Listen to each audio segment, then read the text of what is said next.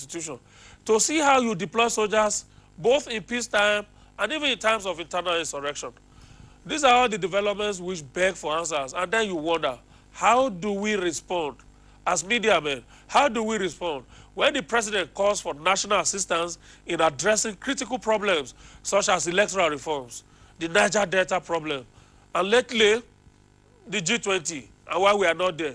Then you ask yourself, is it really worth all these efforts that we are putting up? Anyway, history, the ultimate judge, is recording all of this. All right, let's move to something else. Sometime last week, I told you that the last has not been heard on the Niger State governorship election dispute. Today, I have more to tell you. You remember that the Court of Appeal in Abuja had, on the 19th of February this year, dismissed the appeal of David Umaru, candidate of the NPP, based solely on the cross-appeal of Babangida Aliyu. What this means is that the appeal of David Umaru was not even considered at all. The court had, on the 19th of February, heard that David Umaru's petition was filed a day outside the 30 days allowed by the Electoral Act. And so for this technical reason raised by the respondent, for the first time at the Court of Appeal, the other weighty allegations of David Umaru, that Babangida Aliyu did not resign properly from the Federal Civil Service, that indeed after his purported resignation he still earned salaries, and that he was not even qualified to contest the election. All these weighty issues were ignored by the court. Now, in what appears to be a novel case, the legal team of David Umaru is back at the Court of Appeal. This time they are invoking the authority and jurisdiction of the Court of Appeal in its original and as an ordinary court, not a tribunal, to set aside the decision of the Court of Appeal, which sat as an appellate tribunal. Now, the grounds are that the judgment of February 19 was ultra vires of the Court of Appeal under the Electoral Act, which means the court exercised a jurisdiction that has not been donated to it under the law, that the decision to dismiss appeal without considering it solely because of the cross appeal was a violation of the right to fair hearing, that even Babangida Aliyu's cross appeal ought not to have been considered at all because it was a nullity ab initio. The clincher here is perhaps the argument by the lawyers that the Court of Appeal went against the decision of the Supreme Court in MD Yusuf versus Obasanjo, a judgment delivered over the 2003 presidential elections. Now, you only need to read paragraph 49, subsection 2 and 5 of the first schedule to the Electoral Act, which I have been reading since yesterday. And if you read this, you see the new and present danger test to the man who parades himself as the chief servant of Niger State. Now, what Chief Michael Hamba seeks to achieve here is to invoke the original jurisdiction of the Court of Appeal to set aside the decision of the Court of Appeal as a tribunal and order the setting up of a new panel of the court as an appellate tribunal. Now, you understand all these jargons? To then hear David Umaru's appeal on his merits.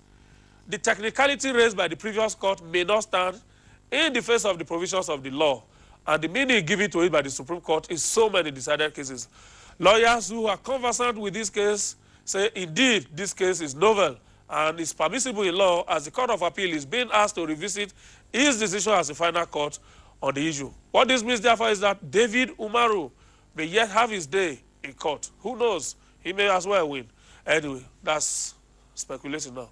Anyway, meanwhile, it will not be out of place to call on the President of the Court of Appeal to move fast and constitute a panel of the Court of Appeal to hear this Ipoka case. It's also an election issue and time is of essence here. Similar appeals are perhaps also necessary on the Osun and Ogun. Even the presidential election petitions in Osun and Ogun, for example, the Court of Appeal has directed fresh panels to be set up to hear Rauf Aregbesola and Senator Ibikula Amosun's petition.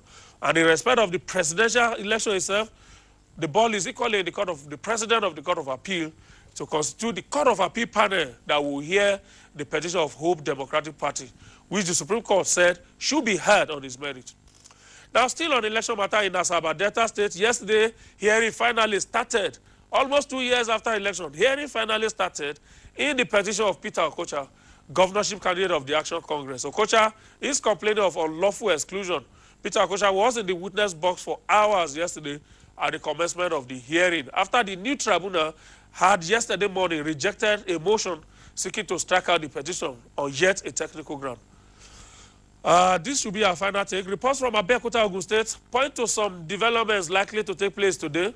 Members of the State House of Assembly who have been on holiday for a very long time may sit today. There are indications that the idea of impeachment may not have been completely forgotten, and so All eyes are on Abeokuta, where Daniel is in the lion's den yet again. But this Daniel is a veteran, and he may yet come out without a scratch today. And our last day, former governor of Ekiti State, Ayo Fayose, also got a reprieve yesterday with the Federal High Court in Lagos, granting him leave to go abroad for medical treatment for 50 days. And you know what that means? Fayose will be part of the events in Ekiti State where the rerun will hold on April 25.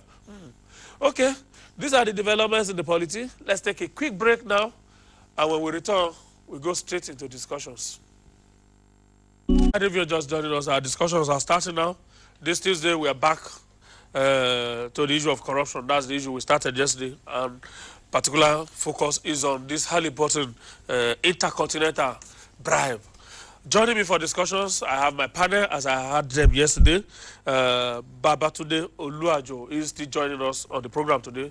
Babatunde is the program officer, Zero Corruption Coalition.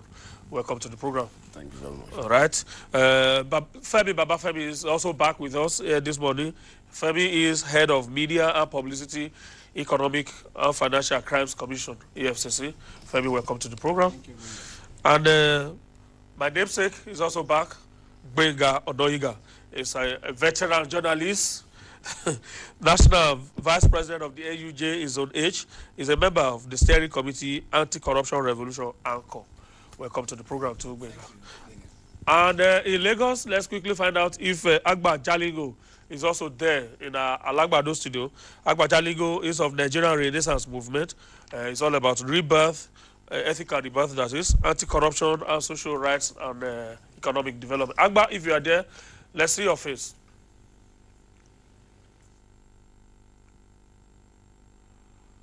Okay, he's not there, but he will be with us. Femi, let me start with you. Has there been reactions since yesterday? Well, basically, the only reaction I have gotten was based on the issue of former President Obasanjo that we're trying to situate yesterday. That was basically what has happened between then and now. Okay, the media quoted you this morning and saying that he has not been claimed, but that will appear to be the truth. Well, I think within the context of what we discussed yesterday, basically what we said was there was this issue that the former president made a claim in the UK that he was the most investigated former he's been head investigated of state. over and over again, and he has been found to be as straight as a gun. And he's been cleared by the EFCC and ICPC. And I only said that well, he made the claim, not the EFCC. So I may not be able to confirm what he made. But are you aware, as the man in charge of information and media for the EFCC, are you aware of any clearance? Yeah, it's not impossible that what the former president was referring to was probably the investigation done by Malam Nuhu Ribadu then, when Obasanjo was still the president, and then I think there was a report that he was investigated by Malam Nuhu Ribadu, and probably that was what he was referring to. But don't forget that recently, there were petitions resubmitted by some groups, I think mainly Coalition Against Corrupt Leaders, led by Debo Adeniro and I think CMPP. And my comment or my clarification yesterday was based on the petition submitted by these groups recently. And that was what I was trying to clarify that, yes, we got these petitions and we're still working on them. So the former president's statement couldn't have been based on the new petitions submitted. It's probably based on petitions submitted while he was the head of state or while he was the president. Okay. If those were part of the problems of our method of fighting corruption in this country, could it have been possible for Nuhu Ribadu to investigate President Obasanjo as he then was as president and found him guilty? Well, was that scenario possible in Nigeria then? I mean, if you ask me sincerely, I want to say that would be a bit difficult, considering the fact that Nuhu Ribadu, and that does not take anything away